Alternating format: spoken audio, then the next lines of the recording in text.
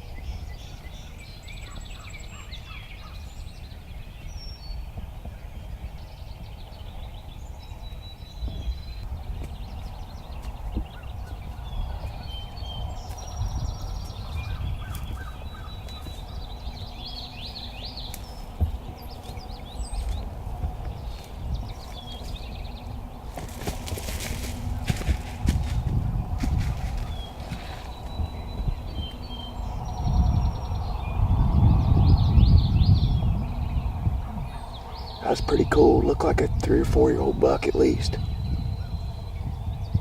He came right up here to us. That was interesting because we've got the wind advantage right here. He came right up there to 10 steps. And he saw us here, but he didn't know what we were. He couldn't smell us. Eventually he just gave up on it. A lot of times mature bucks aren't like does. They won't just stand there and stare at you and stomp. They rely on that nose more than anything. And that was interesting because as soon as he hit our boot tracks down here, that's when he started getting nervous. He hit those boot tracks and I'm sure you could see him putting his head down, stomping and smelling.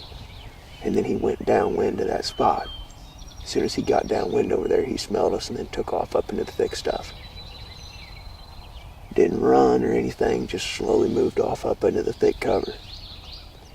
That's why so many times you never even know a mature buck is in the area. He comes in and he smells you like that. He may not blow, he may not take off out of there. He might just turn around, slink off into security, and be gone. That thing snuck right up here on us. 10 yards. I looked up and he was standing there. You know, we're out here turkey hunting this morning. We're not even really thinking about deer. After that buck moved off, we got to thinking. I looked at the Huntera mobile map, at the terrain and the habitat in here, and that deer is in the hardest place to reach for humans, period. He's up here in the middle of this thick stuff, and the access points are a mile plus all around him right here. So he's insulated back in here. It's very hard to get to him.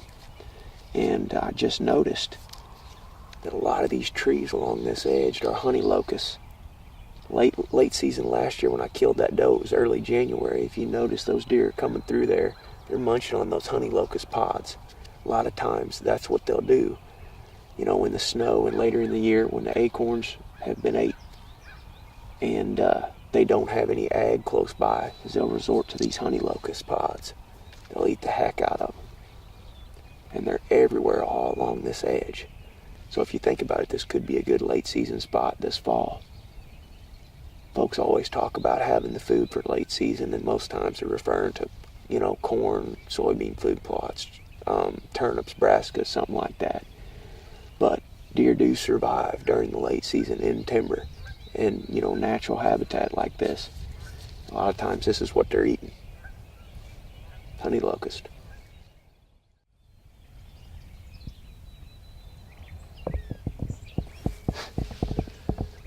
Well, we're walking down here, moving on birds. We're about 200 yards from where we saw that buck earlier. Just found a real good buck bed right here on the side of this hill. kind of overlooking this lake right down through here. He can bed right here on a number of different winds. It's kind of open along the edge of this hill. See, he can bed here on a south-southeast wind, and he can watch that trail that leads along the edge of this thick stuff. You know, a predator most of the time isn't going to come right through the middle of that thick stuff. Most anything, deer, predators, whatever, you know, humans, they're going to walk the edge of that lake. They're going to walk the edge of this stuff because there's a beaten path right there. It's the easiest way to traverse around and through this bedding area, is right there where that edge forms, where the lake and this thick stuff meet. So he can bed here on a south wind. He can watch the trail that me and Zach just walked up, or he can bed here on a north wind. You can watch down through here. You can see it's pretty open right there. But if you look over here to my right, it's thick and gnarly. However, that's the center of that thick stuff, and it's more open down here where he's bedded at. Those bucks don't want to be right in the center of a mass of thick stuff, because then they can't see predators coming. A lot of times they like to bed in these open areas along the edge of the thick stuff. That's a definite good buck bed for you though, right there.